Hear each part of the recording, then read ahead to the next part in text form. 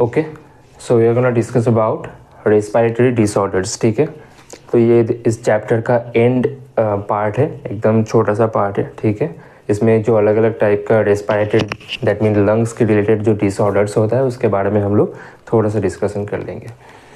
Basically अगर जो respiratory disorder होता है उसको हम 3 कैटेगरी में डिवाइड कर सकते हैं। ठीक है, एक एस्थमा, एम्फाइसेमा एंड एक होता है ORDs और ऑक्यूपेशनल रेस्पिरेटरी डिसऑर्डर्स, राइट। अगर हम एस्थमा की बात करें तो उसमें बेसिकली क्या होता है, जो ब्रोंकाई होता है एंड ब्रोंक्यूल्स होता है, ठीक है, उसके अंदर बेसिकली इन्फ्लामेशन होता है। कोई भी अगर इन्फ्लामेटरी रिस्पॉन्स होता है तो उसके अंदर बहुत एक्सेसिव म्यूकस सिक्रेशन होता है। तो you can see this is a normal, ठीक है, this is a normal leaning.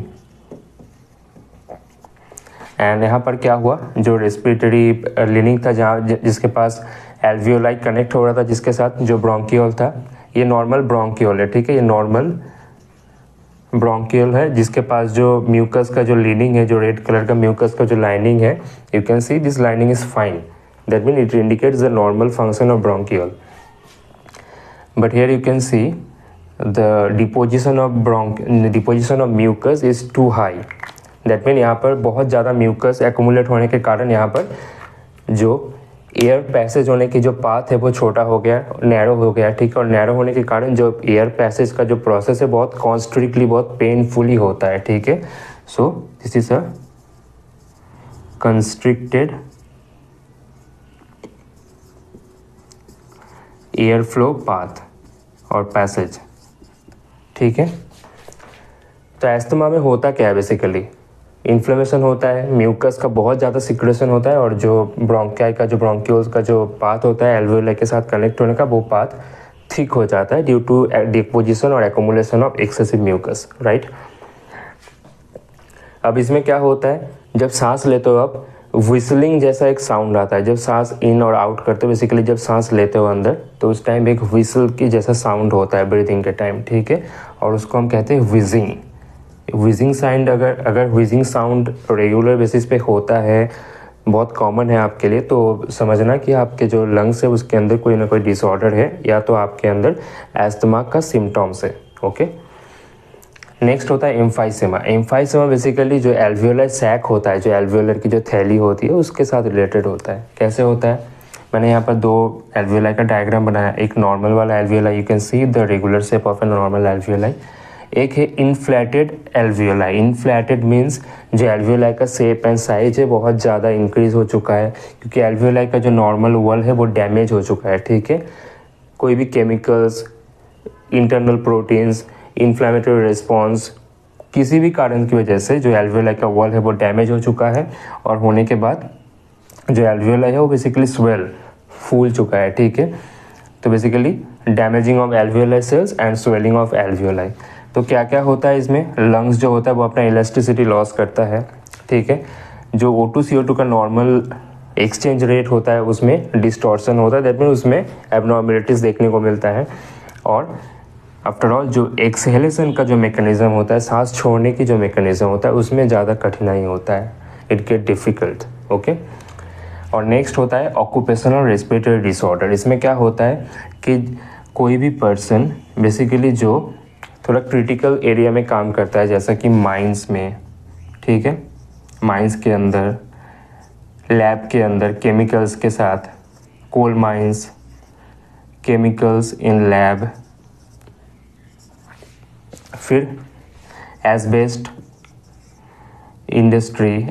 Industry के अंदर, पाउडर इंडस्ट्री के अंदर,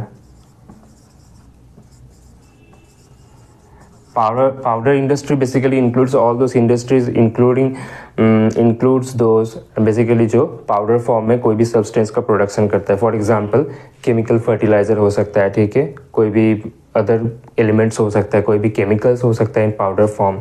तो इन सारे केसेस में जो होता है कि इसका जो डस्ट होता है, ठीक है, वो dust particle it enters through nose and get stuck inside our conducting zone in trachea and also sometime enters into the lung, और उसके बदले में क्या होता है कि लंग्स के अंदर ब्रीथिंग डिफिकल्टीज होता है और धीरे धीरे इन्फ्लेमेशन एंड अदर सिम्टम्स जो होता है वो जनरेट करता है। तो you can clearly see there are 3 basic types of respiratory disorders. तो यहाँ पर हमने अस्थमा और एम्फाइसेमा के बारे में बात किया। तो यहाँ पर कुछ बेसिक कि इसका जो रीज़न होता है उसके बारे में और क्या क्या सिम्टम्स होता है वो भी थोड़ा देख लेते हैं, ठीक है।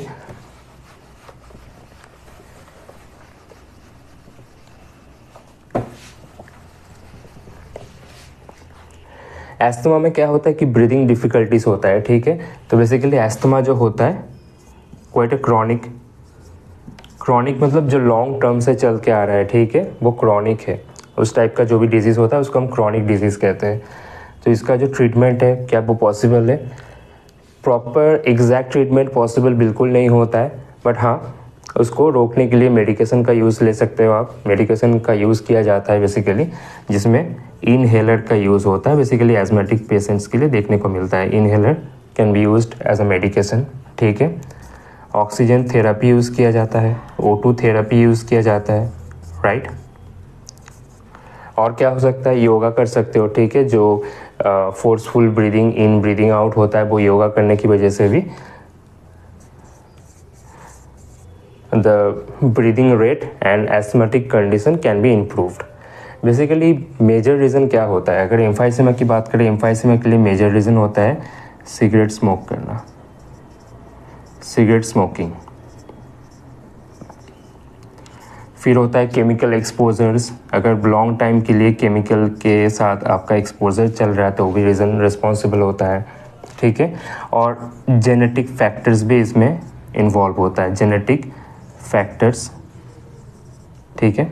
कोई भी डिजीज़ कैरिंग जीन होता है वो आगे चल के जो रिसेसिव है कोई जनरेशन में जाके वो डोमिनेंट हो जाएगा, तो वो आपके अंदर एम्फाइसेमा का सिम्टम्स एंड प्रोसेस स्टार्ट कर सकता है, ठीक है। तो बहुत सारे तीनों रीज़न रिस्पॉन्सिबल है।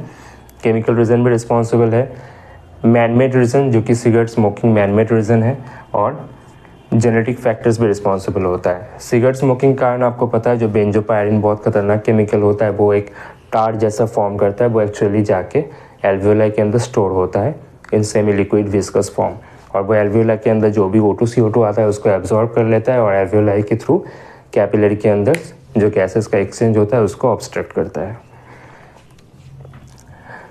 तो एम्फाइसेमा में एक्चुअली देखने को क्या मिलता है, किस टाइप का लंग्स और जो शेप होता है चेस्ट कैविटी का वो कैसा होता है? बेसिकली बैरल शेप्ड होता है, ठीक है। जो चेस्ट कैविटी होता है वो बैरल शेप्ड हो जाता है, ठीक है। और डिफ़िकल्टी इन ब्रीदिंग तो पता ही है, उतना चलता रहता है।